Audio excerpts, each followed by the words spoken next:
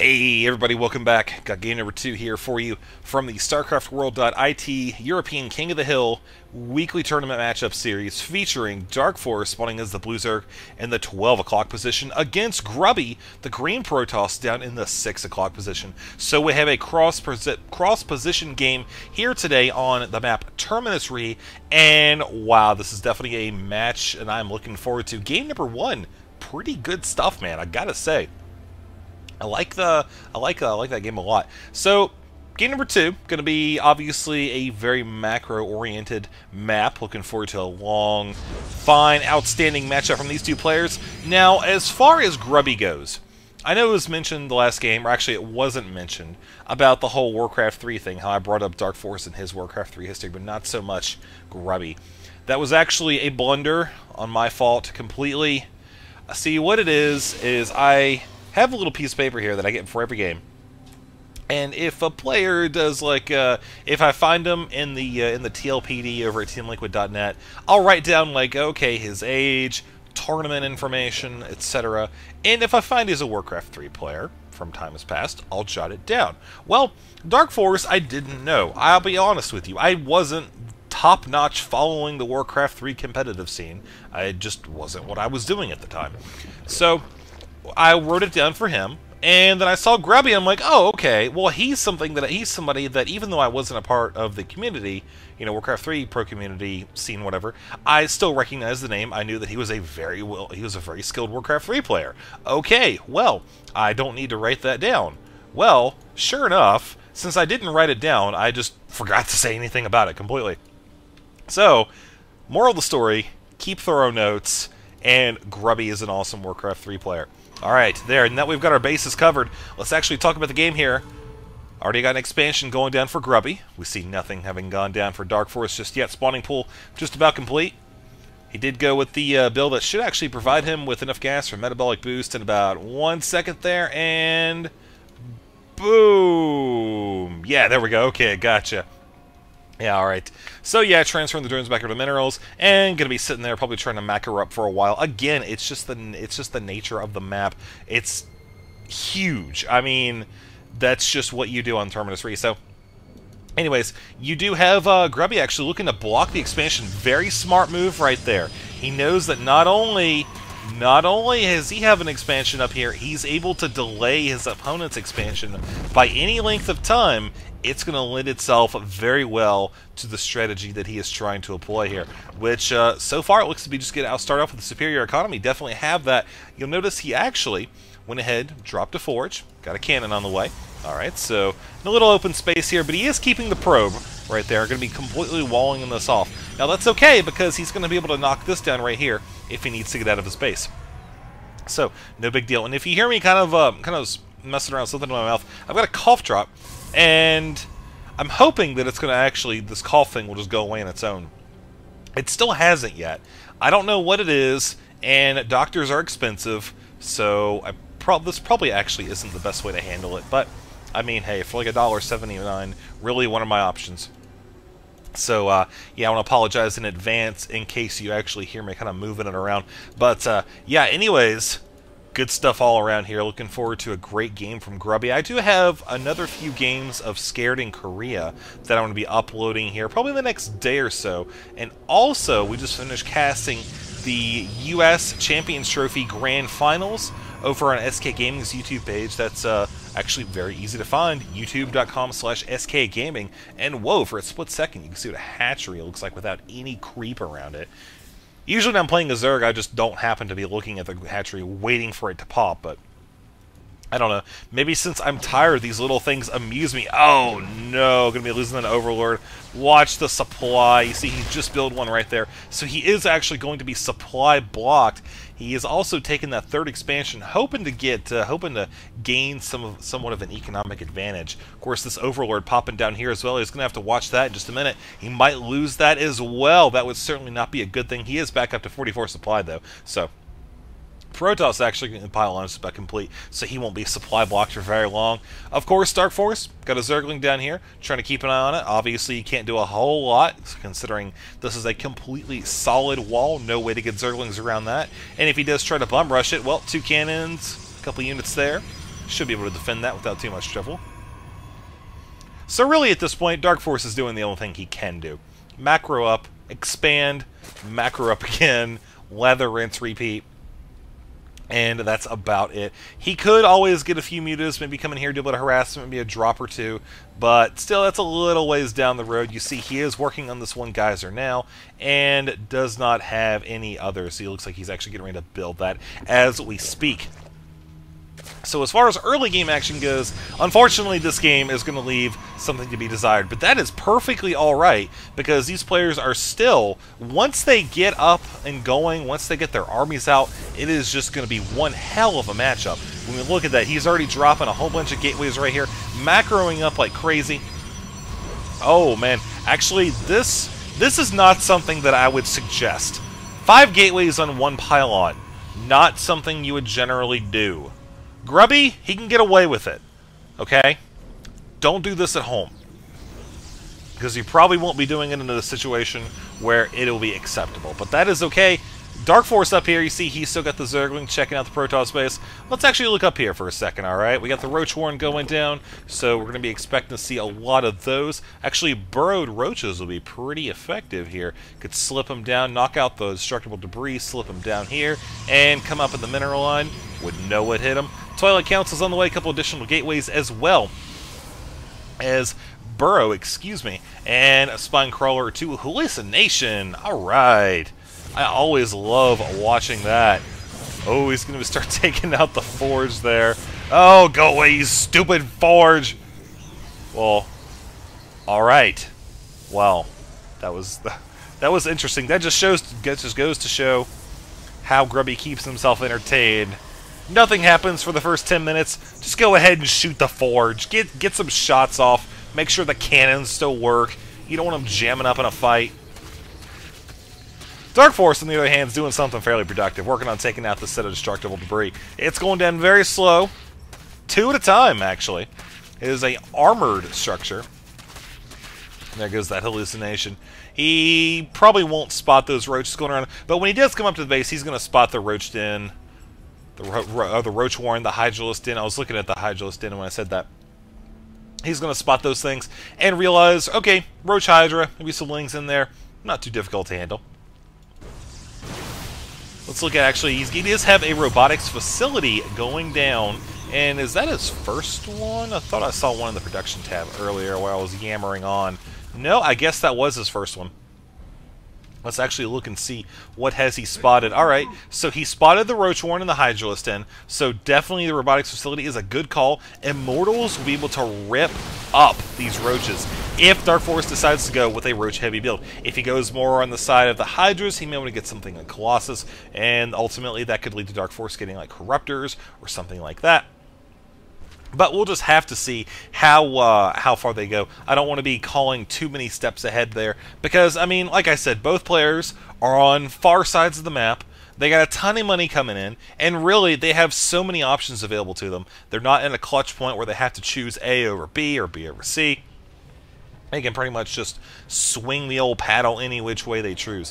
Which, for right now, I think is going to end up with Darkforce. Ooh, nice. Grubby's hallucination happened to catch all those roaches, so we might actually see him shift over, maybe to try to pick these off. I don't know. He may try to move up and cut some of these off. He could drop a few force fields and isolate these roaches. I don't know how much he's actually going to be wanting to commit to it, though. Oh, so many roaches were just trapped over there. He's doing a good job keeping the force fields, pressing the roaches nice and far away from the rest of the stalkers, not even in firing range. So he was very easily able to deal with about half of those. So he's going to try to probably isolate even more of them. Now he dropped one more force field. Oh, nice blink, nailing a couple extra kills there. So from the results of that attack, we could see units lost. That was a pretty hefty setback for the Zerg player. 2,900. We got 29 units lost so far. Obviously, we don't have a whole lot of worker harassment, 1 worker killed there, but 9 to 29 in the units lost. So pretty interesting stuff there. And you see, Zerg still has a supply advantage. 172, 140 right now. And as far as income goes, 66 to 74. So a little bit of that is drones, but still pretty decent income on the gas, both exactly the same. About the same on the minerals as well. So you expect them to field about the same army. So it's going to come down to the composition. And I think that Grubby definitely has the right idea. He's already getting some Immortals. One of them is on the way. And Psystorm. So the Immortals for the Roaches, the Psystorm for the Hydras and the Roaches. Of course, these light, squishy units die super quick to the Psystorm. But still, very sexy ideas there from the Protoss player. So it's going to be up to Darkforce to really figure out a good way to counter those Immortals and that Psystorm. And he is running on 3 bases right now. And looking over here, you can see, excuse me, that, you know, having that extra gas, he is able to afford that extra technology. A couple Stalkers getting picked off right there. They're the force fields. The Hydras actually are not shooting at really a good target. They are trying to take out the Nexus. But meanwhile, Grubby's forces over here are just dealing a ton of damage to the rest of the Roaches. So those Hydras really haven't had a huge impact over here. The ones over here have been able to get a few more shots in, but still, those force fields, Grubby did a great job with that, pressing the Hydras back. So you see, there's the Blink Micro. Very nice, effective use of that there. And this Nexus might actually go down. Oh, wow! He does actually end up taking it down. This Hydra team over here actually paying for itself after all. Didn't even join the fight in the first part of the battle, but and eventually just went ahead and took down the Nexus. I mean, hey, why not, man? If you can stop them from expanding, that'll certainly be a good thing. Of course, Grubby currently is down a base compared to his opponent. He is trying to regain that, get back on equal footing, rather. You see, actually, as a result, income, both players are still at around 2,000 per minute, but harvester count, 72 to 67. You see he's got a lot more gas coming in than his opponent, also a little bit more in the way of minerals, but certainly these two gas geysers are going to help a ton. Couple Immortals on the way, as well as a Hive. So what could he actually be doing? The one thing that he could get now that he's getting a Hive is Infestors. And if you look here, this is primarily a armored group. So with a couple High Templar thrown in. So he could actually do some very nice fungal growths, keep those Stalkers from blinking away. You know, Zerglings could come in here and just wreck it once you've got that fungal growth. You just got to watch out for the High Templar. Unfortunately, there's a lot of Zealots running around in this portion of the map. So, like with what just happened a second ago, having them split up a little bit like that would lend itself very well if he can kind of split the army in half. But on the other hand, I don't know. We'll just have to wait and see exactly how Darkforce handles it. You see, he is actually still relying on the Roach Hydra. Don't think I actually see any Infestors on the map just yet. Of course, the Infestors, if you were to nail the Zealots, take them out of the equation, you wouldn't have to worry about them punching on the Roaches. Could have the Roaches instead firing on the Stalkers. And of course, Darkforce over here, trying to push his way through, may actually nail a free Immortal. Oh, so very close. Not going to happen, though. Not gonna happen. Grubby feeling pretty confident in holding this expansion now. Got a decent number of cannons here, and we could have another engagement. Oh, they're dancing back and forth. This one poor Zergling. No, that's just well, oh well. The life of one Zergling. I'm sure somebody was crying. For a second there, I thought we had a drop, but no. Darkforce is probably just peeking in, see what he can see. Really, not a lot. This expansion's just about mined out. So is this one. It's looking pretty bare. I got 500 minerals or so per. So he's going to definitely have to move out and expand again here. And a little out. But depending on how this attack goes, I don't know. You look at the supply, 199 to 196. The Circus getting a whole bunch of upgrades right now. And the Protoss player is actually getting his Robotics Bay. So some Colossi would be a very nice thing here. We're working on taking out the expansion. And you see, Darkforce is just like, you know what? Not even going to bother. Not even going to bother. He's just going to try to do a base race here. So it's going to come down to who has the higher damage output, which army is going to be better suited. And I'm going to have to say, with the Immortals here, they're going to be pretty darn good against the structures. Of course, Immortals do a ton of damage to armored units. You can see right there with the upgrades, 60 damage against armored. That's each shot. So you're going to see those things drop super quick. Unless, of course, half of them can't even shoot it.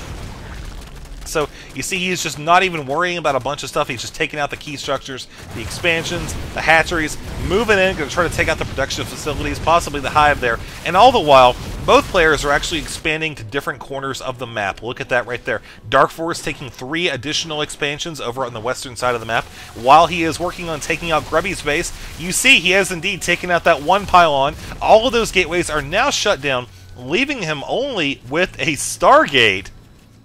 We got a robotics bay over here as well. So no cybernetics core.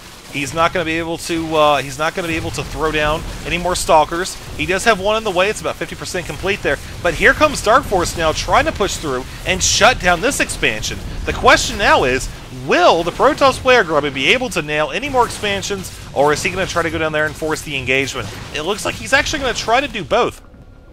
As we do have a little bit of lag there. There we go. And yeah, he's going to try to actually nail both of them. And heading out in the line like this, I don't know. It's going to come down partially to positioning here. Taking a few shots right there. He's going to have to wait for the rest of his forces. Oh, nice storms driving away the Zerg army. They're going to have to reposition and fight somewhere else. But it is definitely a tense moment here, folks. These 3 expansions plus these other 2, which Grubby knows about, compared to what we have over here, which you see 3 Hydras are working on taking that out as we speak.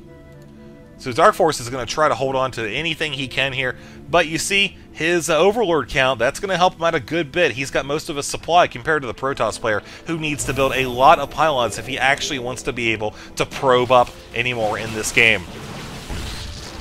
So probably his safest bet here is doing exactly what he's doing right now, building a whole bunch of stuff here, and we might actually have the engagement. Oh man, look at that Psystorm landing on top of Darkforce as the Protoss player moves back into position.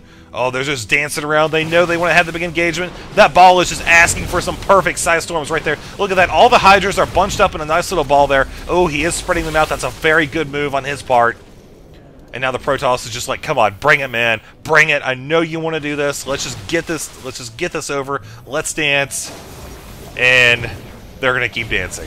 Alright, well, he is trying to get in a better position. Is he actually going to be able to do it, though? He is taking a lot of free shots. The Protoss player is getting a lot of free shots, though.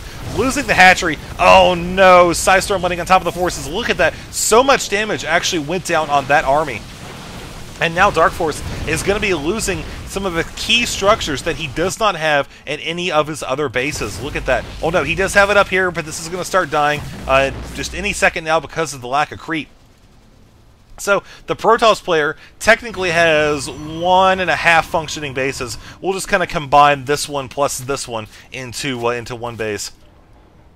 And yeah, so this army is actually still running around. Oh, nice blink there, but get some free shots. Zerg knows he cannot commit to this too much because he will lose a ton of units, which is exactly what's going to happen right here. So many Psystorms landing on top of the Hydras and the Roaches. Oh, man, that is a huge loss. Look at that, 137 to 61 now. The Protoss player definitely in a very solid position here, coming out in the lead, as the Zerg player is just like, you know what, man, enough is enough. I'm not going to be able to do this anymore. I'm just going to commit the rest of my forces, and there's the GG from Darkforce.